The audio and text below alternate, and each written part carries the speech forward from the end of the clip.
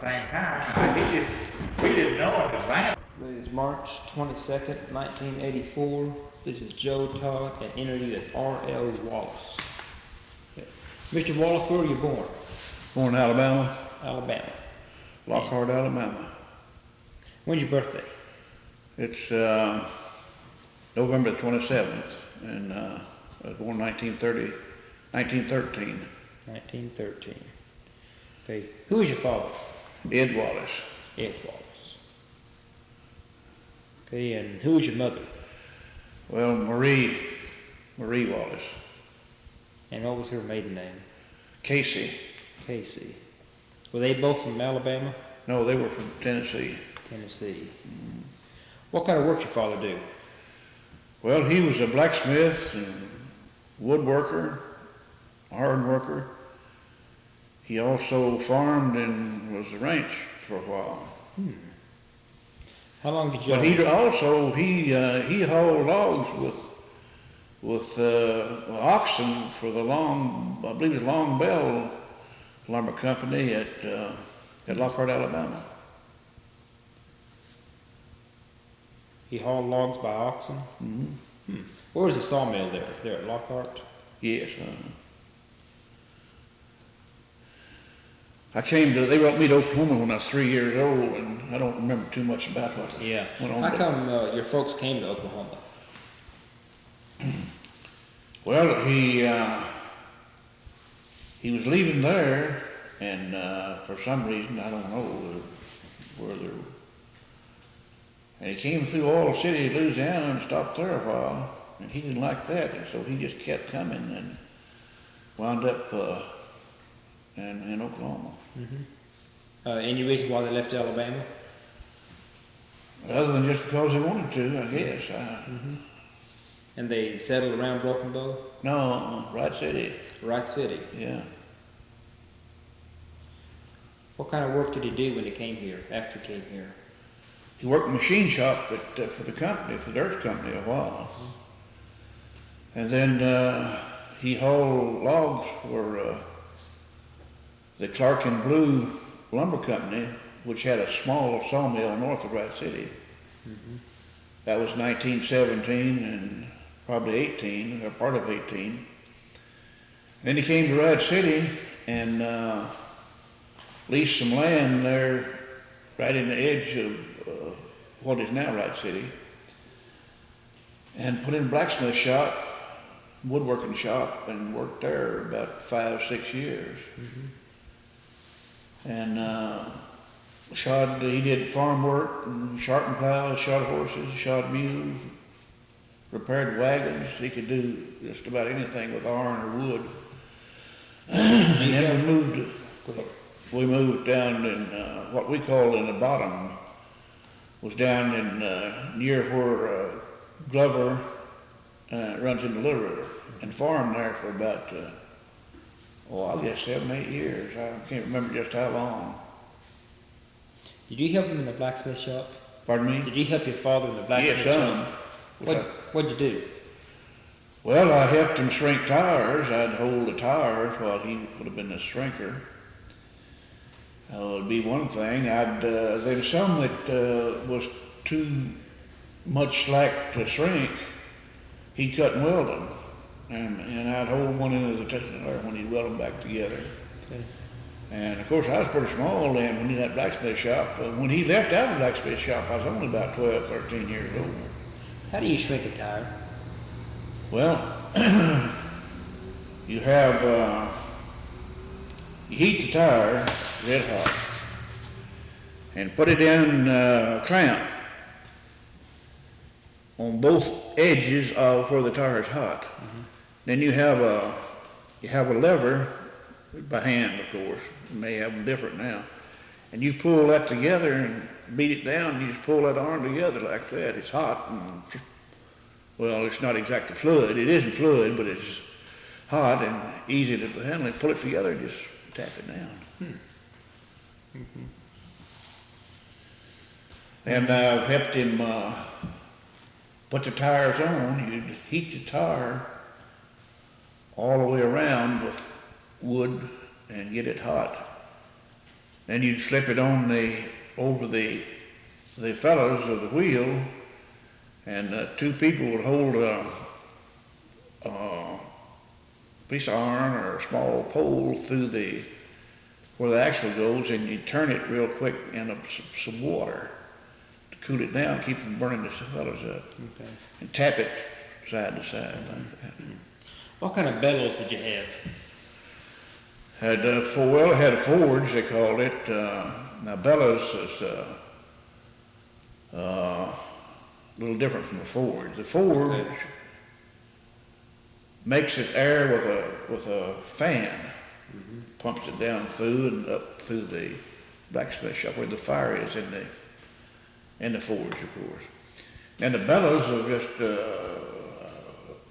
I remember one time he had some, but I don't remember too much about him using them. It's be like I guess you would say a hand blower would do like this, you know, except one of these was stationary and you just. Yeah, the hand bellows, yeah. Yeah. Okay. So did you, how was the fan operated? Was it Well, it was like with a crank. The crank.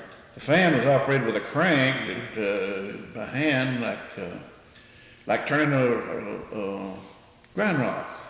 You know, you turn a ground rock by hand. Our dad got one that you could set a straddle and paddle it like a bicycle, and we paddle it, and the rock will be turning. You do your grinding on it. Okay. On the farm, what kind of crops did you raise? Corn, cotton, cane, headed oats for feed, and corn and cotton was the principal saleable product that we had with the high gear and cane. Well, we raised cane to make syrup too. That's back during the Depression days in the late 30s and late 20s and early 30s. How much cotton could you pick in a day? Well, now I wasn't too fast picking cotton. I think the most I ever picked was probably about 300 or 400 pounds. Where was the gin? Well, it was a gin at Valiant, 2 or 3 gins at Valiant, and it was 2 at Millerton, I believe, which was the closest place for us. And there were several gins in Oklahoma, Curtin County. There was 3 or 4 gins in Idabel, and 1 or 2 down to Harris. Besides cotton farming and the blacksmith, what other chores did you do around the farm? Well, we had cattle and we had horses, and I looked after the horses, and we had goats too after we moved north of Wright City.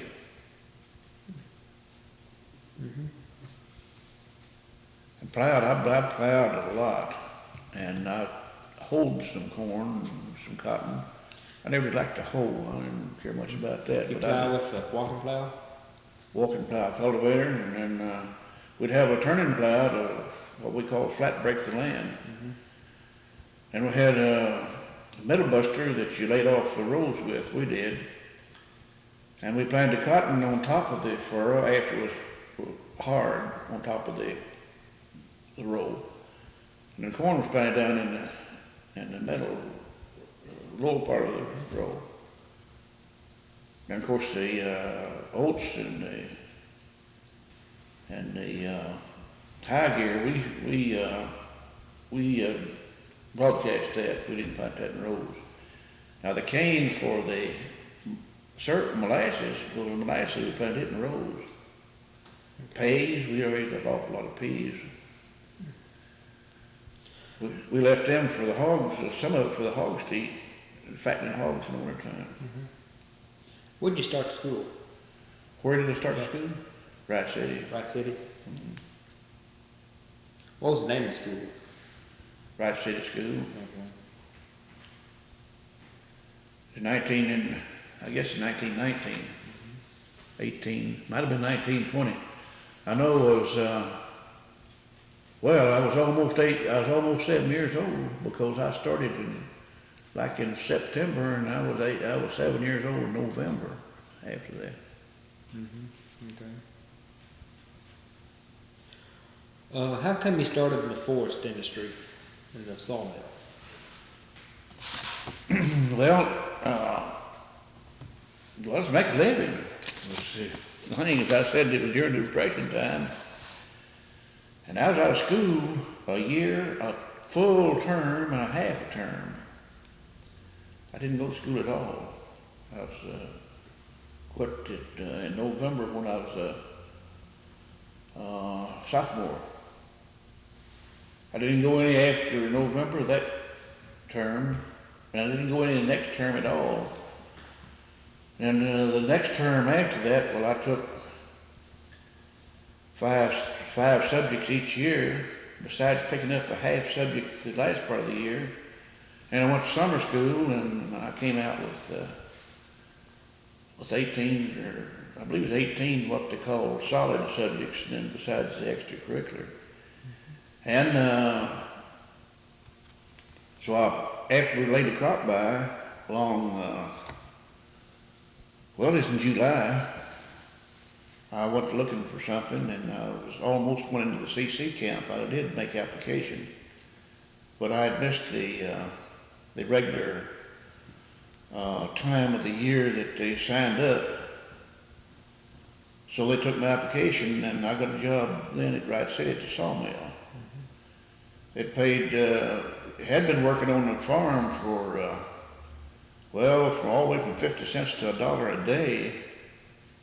That's what they paid on the farm, and they was paying 24 cents an hour, $1.92 a day at the mill, which was a very good job. $9.60 a week.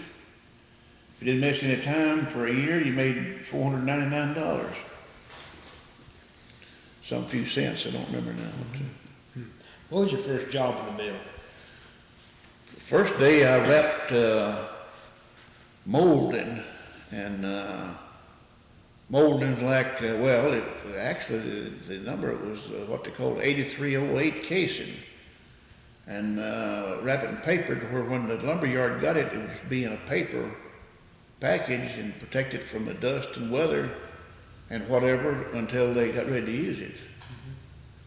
And I worked there for, I don't know how long, probably a couple of years, or maybe not quite that much. Then I went checking lumber on the car line. That's the loading dock. Okay, you check Right. lumber? Check lumber. What do you do? Well, you counted the lumber in the cars that was being loaded for the customer. Then after that, well, during that period of time, I worked some in the planing mill, graded some lumber, and ran a cut-off saw.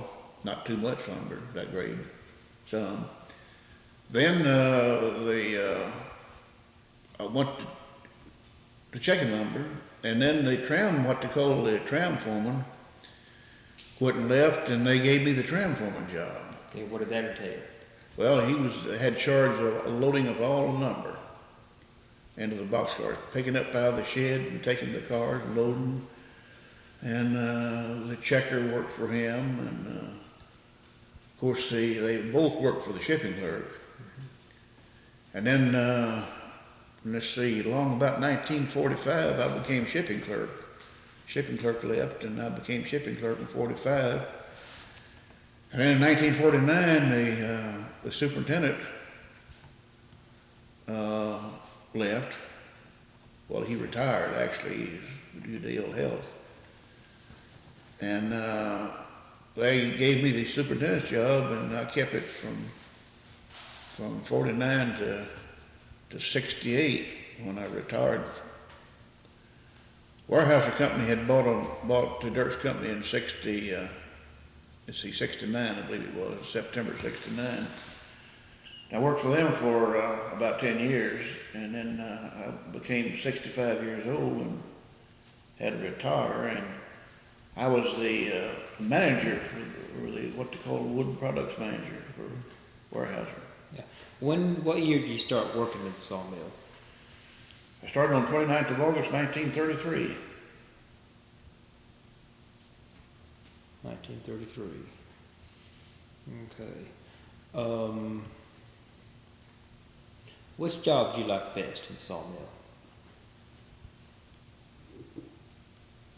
Well, I guess I'd say I liked them all, but, you mean in reference to what Yeah, I was what you doing? did. Well, I've got, some of the happiest days, it's pretty hard because I liked them all, but some of the happiest days I had, I think, was, when I was a tram foreman and a shipping clerk and, loading the lumber and the competition involved between the other mills. When I say the other mills, I meant other Dierks mills. Of course, that extended on through the time I was superintendent too, because I like to do things. I like to see things moving, and I like to work with people. I like people, and it's just I enjoyed seeing young people go to work at Wright City and do well for themselves as well as for the company. So it's just a little bit hard to separate exactly which I like best, but I guess when I was tram foreman and shipping clerk, I had the opportunity to really do a lot more things that I wanted to do than I had not had previous to that. How did World War II affect the Wright City mill? Well, one thing, that's when it first began to hire women. Hired a lot of women. I don't know, I would say probably 150 maybe. What Could kind be of job, more or less. Yeah, what kind of jobs did the women have? I'll tell you, a woman can do almost anything a man can do. Now, there's a few heavier jobs that a man can do that a woman can't do. But the dexterity of their hands and body and the job that could be repetitious or maybe monotonous to a man, a woman can do better than a man, I think. And skills like grading lumber and some of the other skills that might be required of learning, what shall we say, work simplification. A woman's aptitude towards doing that is sometimes greater than a man. Almost any job in a sawmill a woman can do. Now you mentioned the dexterity of the job that would be monotonous to a man. What job would that be? Now, I said the dexterity of a woman lend herself okay. to be more fit for a job. And then if there was a job that was monotonous or repetition, same thing every day, a woman can do that, I think, better than a man can. Okay.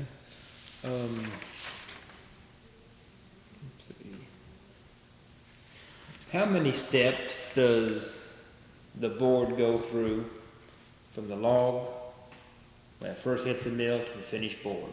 How many steps does it go through? Well,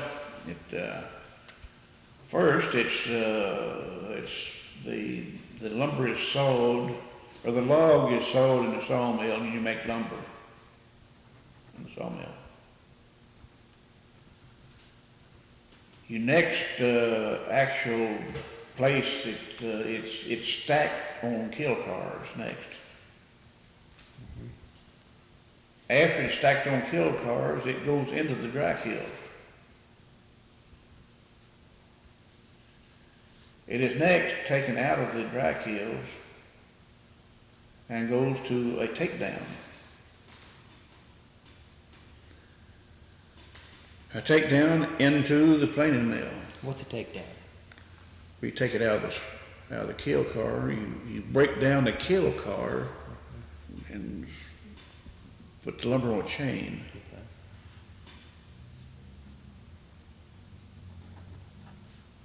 And then it goes through the planing mill, graded, and pulled in packages, the various grades, sizes, lengths, and the packages are strapped and goes to a shed waiting for the be loaded. How big are the kilns? Well, kilns are different sizes. Now, one at Wright City is 120 feet long, and you got 2 tracks will hold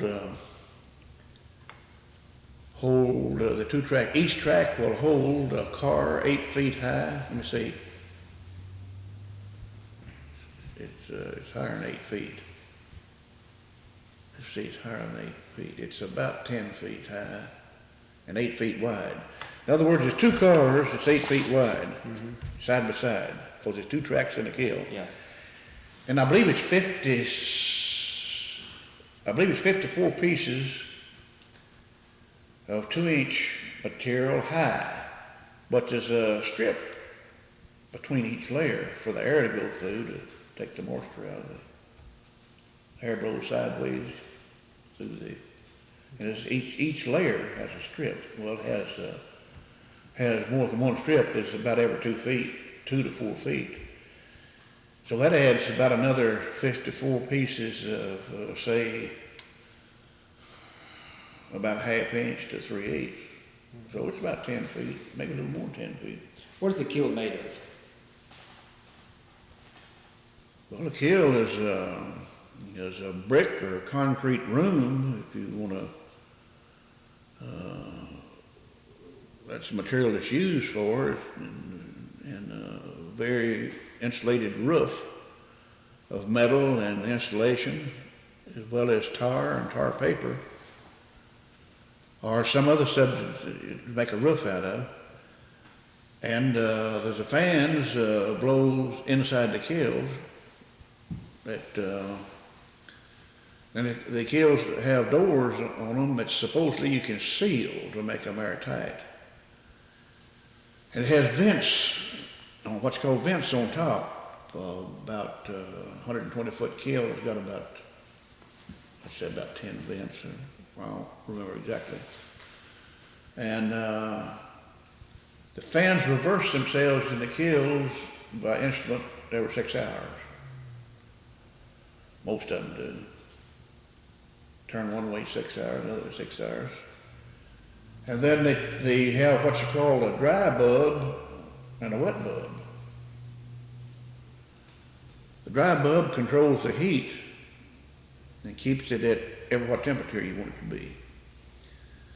The wet bulb controls the humidity, and when the humidity gets too high, it tells the vents to open, and then it blows the air comes in on one side and out the other, and blows the moisture, reduces the moisture in it for maybe 2 or 3 minutes, or ever how long it takes. I can't remember how long normally.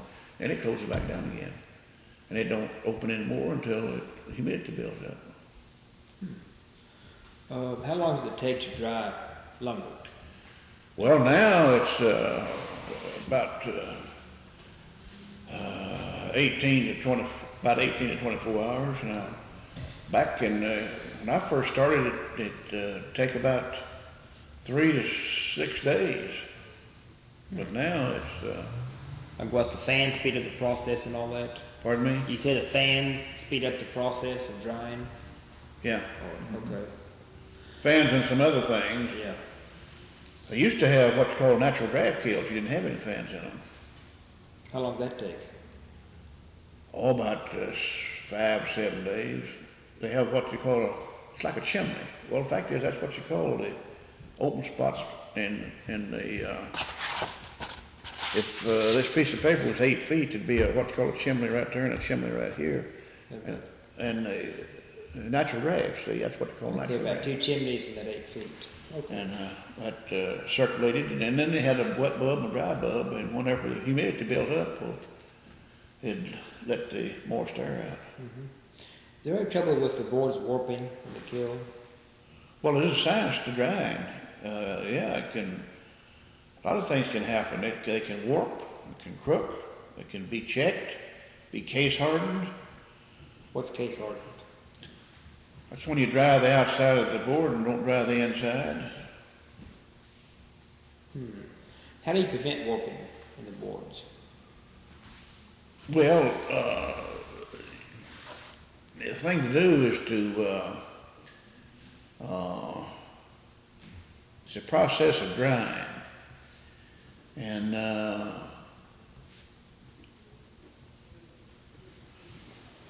used to, before we got the fans in the kilns, that was usually what caused it. You put too much heat. You put too much heat on kilns to start with, and it caused the outside part to start drying quick and it'd crook it.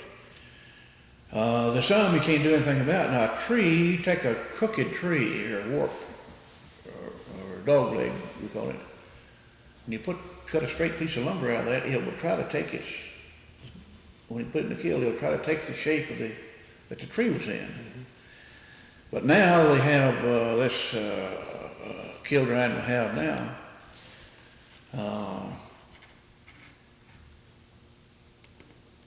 With the lumber, with the going from, I said 4 or 5 days or ever how long on down to 18 to 24 hours, it's a faster drying time with a high velocity on the fans. It prevents the case hardening and causes it to dry fast too. Okay.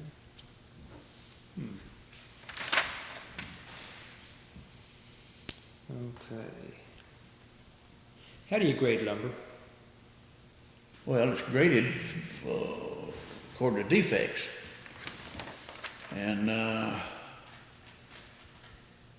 like being better lumber, being better is the best, well, A grade's the best grade, but I don't, being better lumber is practically clear. It can have some very small knots if they're sound and smooth. A few, not too many. And a very small check. What's a check? That's an opening. Like if there's an opening right here, it'd be a check. Okay. You know, where the grain separates. And then there's a C grade, or number 1 grade, or D grade rather, that we call now, can have more knots, a few more, they have knots with a few defects, small defects. The check can be a little longer. There can be a little bit of wane. On wane is a lack of wood, if you don't, not familiar with what wane is. Okay, D, and then you have the number 2 grade, which will take more wane, larger knots, more defective knots. Then you have, I'm talking about 1-inch lumber now. And you have the number 3, which will take more knots, larger knots, more splits, more wane. Then you have what's called a number 3 grade, and some people call it utility, but it's really a number 3 grade. Then you have a utility grade, or number 4, which is just scraps that can, well, a farmer might want to build him a temporary barn, or barn that didn't have to be too good, you know, it'd last a long time. Now dimension lumber, which is 2-inch lumber for structural usage, like 2x4s up to 2x12s, it's graded a lot the same way, with the exception that it's got to be have the grain, certain number of the winter summer wood with grains in it for strength, as well as knots that and number 1 grade or dense electrical grade, and you can't have being better grade in it. It's about the same thing, except also cross grain, like it's going around a knot. It's got to has something to do with the strength of the piece. That lowers the grade. So basically 1-inch lumber, I guess you would say, is graded for looks. Dimension lumber is graded for strength. And some of the, you might say number 1 and better 2-inch lumber would be graded for looks to some degree.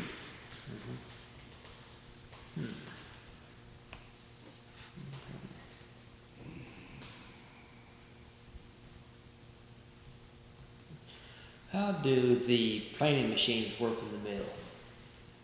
How do they work? Yeah, you said you worked on the planing machines for a while.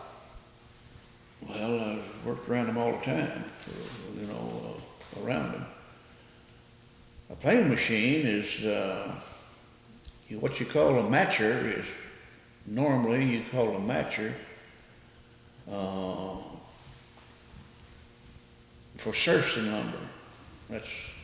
We referred to it as S4S, which would be slick 4 sides. And of course, you could alter it S2S, slick 2 sides, or S2E, slick 2 edges to a certain size. But normally it's dressed on all 4 sides. And there's a bottom cylinder, there's a top cylinder, and 2 side cylinders. The lumber goes through, and the knives are in the cylinders, and they're spinning normally at about 3,600 RPM. And it goes through, and it cuts it surfaces the lumber, makes it smooth. Mm-hmm. Then, if you want to make drop siding, like some of the sidings that, like 105 is a popular.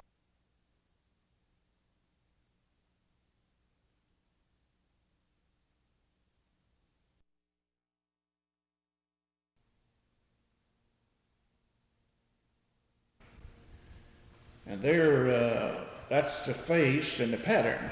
So that's usually, the knives are made and put into the head, and they put it on the cylinder that they call a profile. As it comes through, well, it makes the pattern on the board. Okay. It makes a tongue and a groove if you're making center match. Makes the tongue and a groove if you're making flooring. Then it makes a tongue and a groove if you're making siding. Now the siding with the even numbers has tongues and grooves. The siding with the odd numbers has a shiplap, what they call a lap. Okay.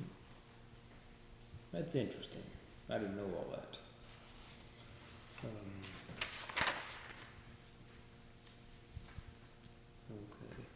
Okay. What is the shipping clerk's main duties? Shipping clerk's duties is and has been all the time, the orders received at the mill by the receiving clerk or billing clerk, and they're taken out to the shipping clerk, and the orders could be shipped by boxcar, flat car, or maybe in case of ties, gondola car, or by truck. It's quite a bit goes by truck. And his job is to oversee the loading of these cars and trucks to see that it gets to the customer. The right material is ordered, the right grade, and loaded and bound down in such a way that it'll get to the customer in good shape. He has, how many people? Normally he has I'd say about 15 people working for him, counting the drivers, maybe a few more. Mm-hmm. Who are the biggest customers in this area for lumber?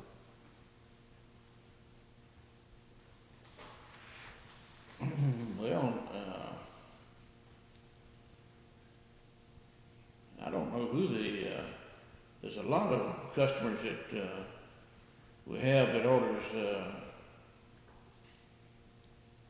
I guess you'd say 10 or 15 cars a month. And of course, I've been away for 5 years, and I know there's a lot more lumber being used for like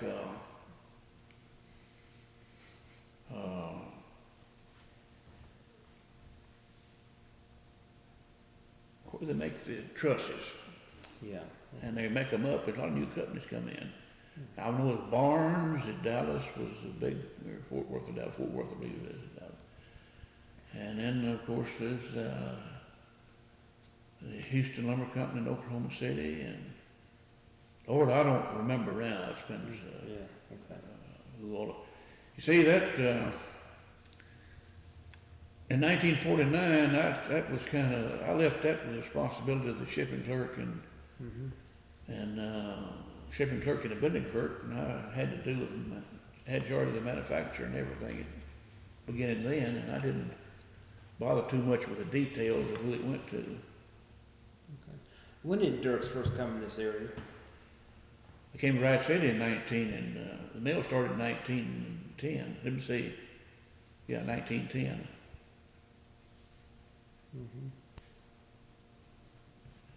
I think Broken Bow was 1912. How come Dierks came to this area? Well, they were operating lumber yards well, they started in Iowa. And they came down, as before statehood in Oklahoma. And I don't know what year they started acquiring land, buying land. But they wound up with about 3 million acres in Oklahoma and Arkansas. And, well, wait a minute, let's see. No, I'm wrong. There's 800 and some odd, is about 1.5 million, a little over. Because there's 800 and some odd thousand in Oklahoma, I believe. And I believe there's a little more in Arkansas. I mean, Oklahoma was in Arkansas. And, but they bought, they had a mill that, I believe they had bought a mill at Heavener and operated a while. They operated a mill at DeQueen for a while. They operated one at Waterman, Texas for a while. And of course I wasn't here then, and I just don't remember of anybody ever telling me, when you say, come down this part of the country, they want to get into the sawmill business, that's where the timber was. So I guess that'd be as good an answer as any.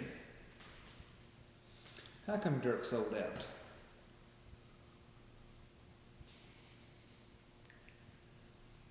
I really don't know why they sold, with the exception that I think they sold because they were not utilizing the forest they had to its full extent.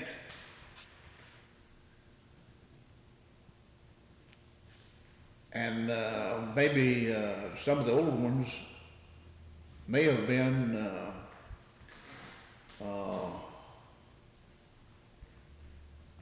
a little conservative because it taken a lot of money, and did take a lot of money, to fully utilize this forest to the extent that the Weyerhauser company spent millions. I mean, literally millions and millions of dollars down here. Now, Dierks was a good company. They had a good forest program going. They did what they call selective cutting. They cut the big trees and leave the small ones. But the Weyerhauser people that came down and they did, well, commonly referred to as clear cutting. But people now have found out they can grow 3 times as much in about half the time. Roughly, those are rough numbers, 3 times. And one reason I say that is some that I know that are going, for instance, there's 50,000 acres north of Wright City in between 50 and 60 years. They had about 6 point something units per acre that grew there. How many? 6.8, I believe it was, or 6.7. Now, cunit is 100 cubic feet. Okay.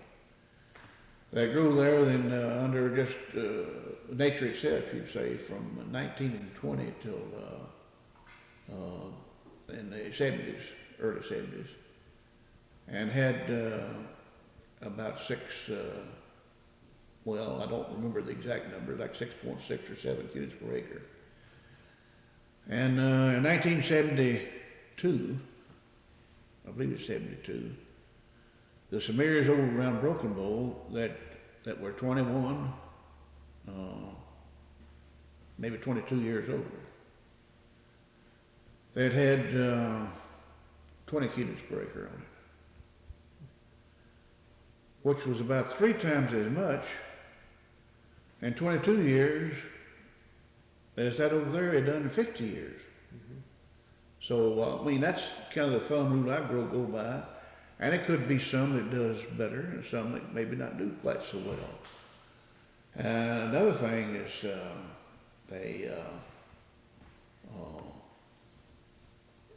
some of the wildlife improves, and some it's maybe not. You take quail and deer. I think their habitat is much better for the clear cutting than it was before. Does Weyerhauser allow deer hunting in their land? Oh yeah, yeah. What about, does Weyerhauser have a good public relations program like Dierks did? Yeah, they've got a good public relation program.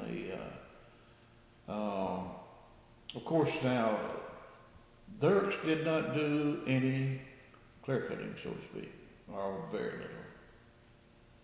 And what I'm saying is, Dierks did not have that problem, if you want to call it a problem, because he didn't do any of it. And so that's that would be one difference it had. Then the Dierks family had been here years and years. They saw Mr. Dierks, so to speak, 4 or 5 times a year. And maybe more times than that. And the Weyerhauser company has got a lot of good management and people, but the top management there in Tacoma, and they've got a place that's the Dierks holding is just a piece of their operation. So the pop of the company, so to speak, he can't be down here in Dierks in Oklahoma and Arkansas, 15 times a year for the people to see and shake hands with and all that. And the Dierks, another thing, the Dierks company was a family-owned company, so to speak, and kind of family-operated too. What I'm trying to say is the people work for them, especially in management, and maybe it's top jobs, you'd say, felt like they was kind of a part of the operation, But the both companies were good companies. Weyerhauser has done a lot more because they had more to do with. The wages have improved. And I think it may not be in my lifetime, but I think by the year 2000 or shortly after that, they'll need another sawmill at Wright City. They'll need another paper mill or something for Valiant. There's going to be enough timber here for it, I think. That's good. Yeah, and this is an ongoing thing. It's not a cut out and get out operation by any means. Are they growing more wood than they're cutting now?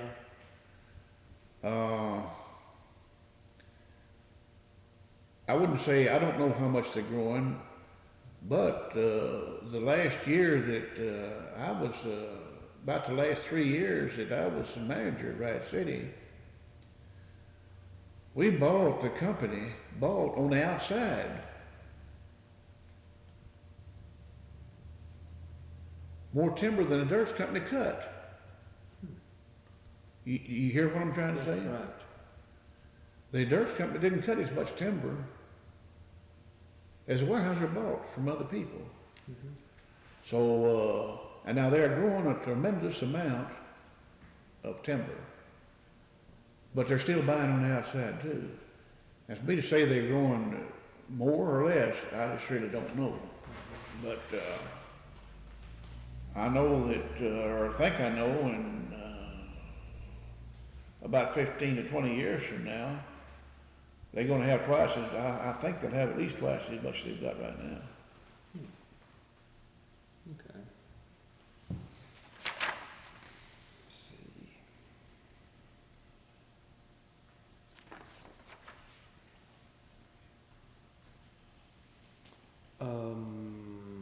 What else can we talk about?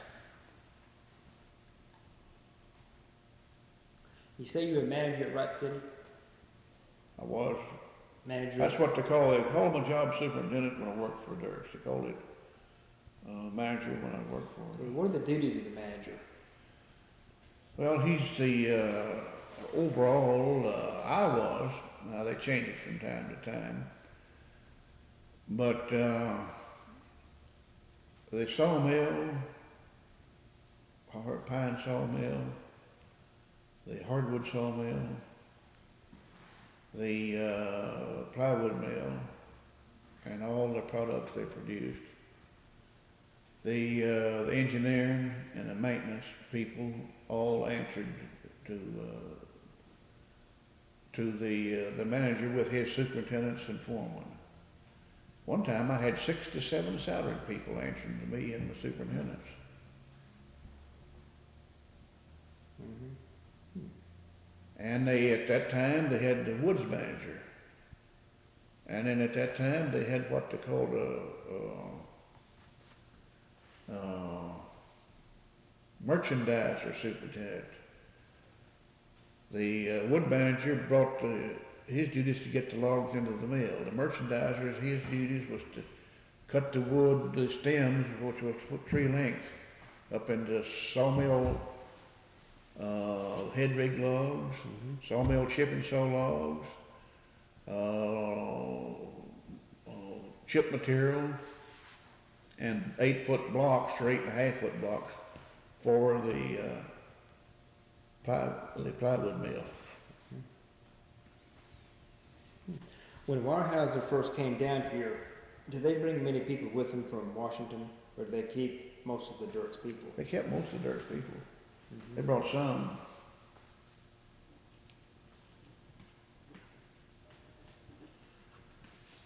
But the Weyerhauser people, when they came to Wright City, for instance, I don't happen to know about that. I didn't have a plywood plant, didn't have a merchandiser, didn't have engineering department at Wright City. We had what we call Central Engineering in Hot Springs. And I had, I believe it was about 14 salaried people working at the mill. Okay, when I got the merchandiser and the hardwood sawmill and the plywood plant and all, as I said a while ago, they wound up and the central engineering, had an engineering department, wound up with 60 some odd salaried people. In other words, about 5 times as many salaried people as they had. With the increased production too. Of course, production, the sawmill went from about 65 million roughly up to about 160 million. Increased 90 to 100 million board feet.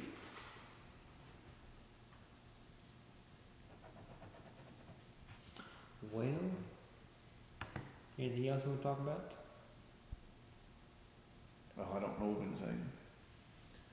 Let's see, we talked about. The only thing that I know is I've had, if I had to do over again, I don't know of too many things I'd change.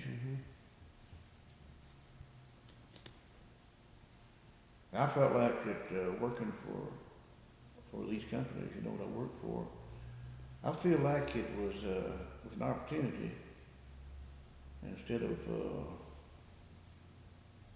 a must or something that I had to do to live, you know. Right. Okay, well, I want to thank you. I've enjoyed this. Well, I've enjoyed it. I think that's everything. I can't think of anything else. Now, what do you plan to do with this material? Okay. 5, 6 years ago, maybe 10 years ago.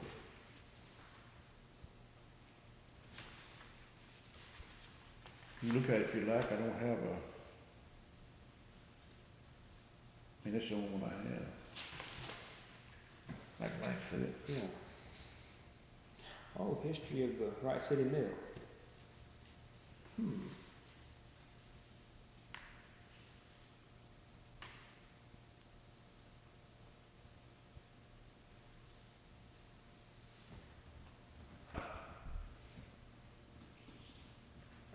In 68 years,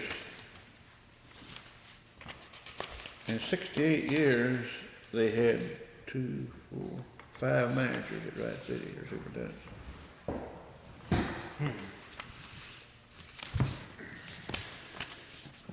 McCartney was there 3 or 4 years. But the name all, and then J.D. Jones came, I think, about 1917 till 35. Mr. Anderson was there till 49, and I was there till 78. Who's there now? Well, I've been doing consulting work for the last 5 years. Okay. About half time, I travel around from, well, in Arkansas, Alabama, Mississippi, Georgia, Texas. He's manager now at Wright City. Jerry Sykes, manager. Jerry Sykes. Mm-hmm. And I've been up at out Tacoma. I've been in Washington, the mills out there. I've been up in Minnesota to some. They planned on putting in some what's called, I refer to as mill work, where you do door trim and window trim and whatnot, like we used to do at Wright City. We used to make at Wright City, and there was windows and doors. We put the grooves, the miters and the grooves in them, and on a 45-degree angle, and bore the holes, and put the place for the pulleys. And well, they had pulleys in some of them. Some of them had the pulleys inside the windows, you know. For about 3,500 doors and windows a day. And we used to make the knock-down stock for pool tables. We made about 6,000 a week. And door jams, like the jam parts, you know. Yeah. We used to ship about 18,000 to 20,000 a week. 18,000 to 20,000 doors, you know. Oh. And Yeah, pretty good operation. oh yeah. And we had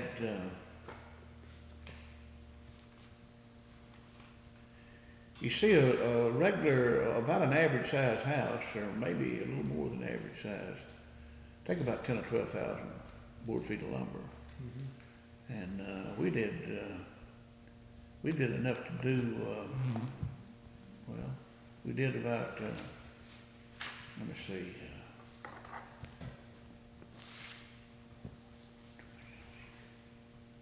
2 million a week.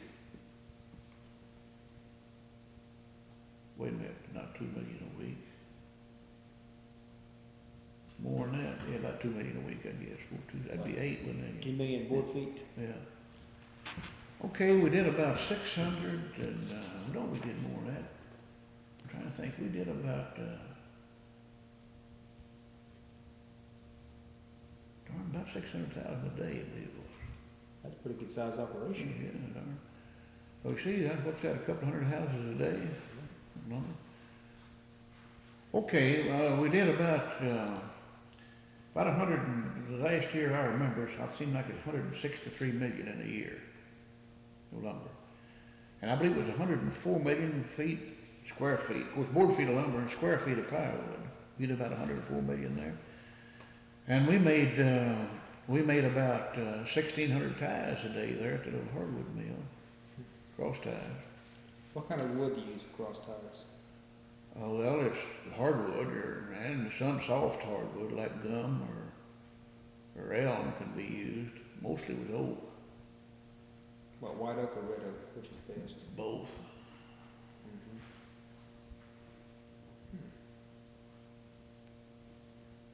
That likes flickering. Well, what I need